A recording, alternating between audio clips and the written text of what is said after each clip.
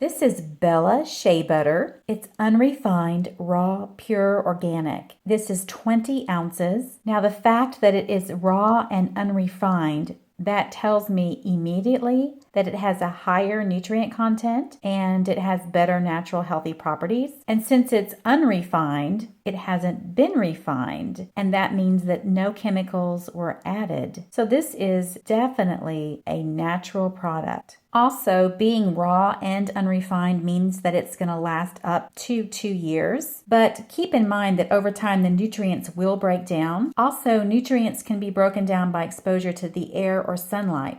And you'll notice that this came packed in a bag, and then there is a plastic bag inside this bag. So you really want to keep it inside this plastic bag, sealed really well, maybe push some air out of it to keep it from being exposed to the air and the elements, and then put it into this bag to keep it out of light, sunlight especially. Ideally, it should be kept in a constant cool temperature of about 50 degrees, but I'll just keep it in some of the cooler places of my home.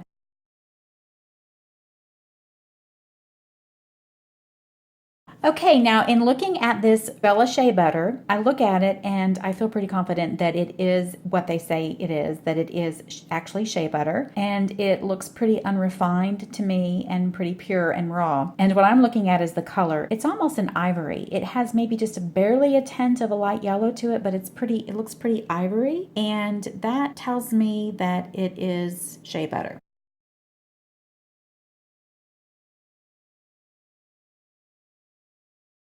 What a lot of people may not know or realize is that there is another butter called African butter that is actually being passed off as shea butter. But this African butter has a pretty dark yellow color. It's from a different plant or a different tree than the shea butter is from.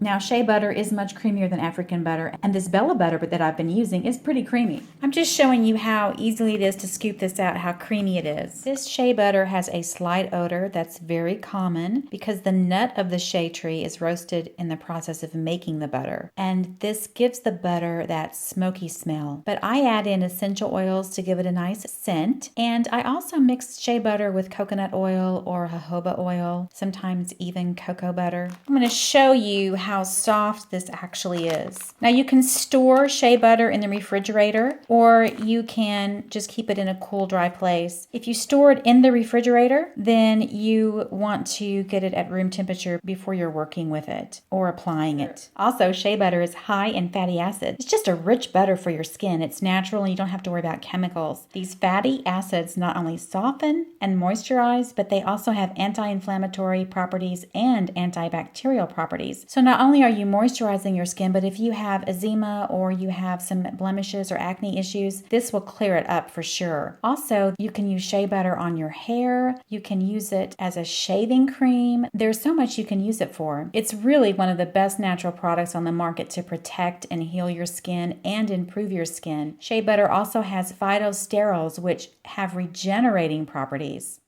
If you might want to get a little industrious and a little adventurous, you could melt down shea butter in a double boiler and then whip it into a cream. It's great. Actually, there's a lot of videos on YouTube and the internet showing you how easy this is to do. So why not add this to your list of new things to do in 2016 or something different to try? You can make some extra and share it with friends or give as gifts. And I recommend getting and using this Bella Shea Butter. I feel it's a great product.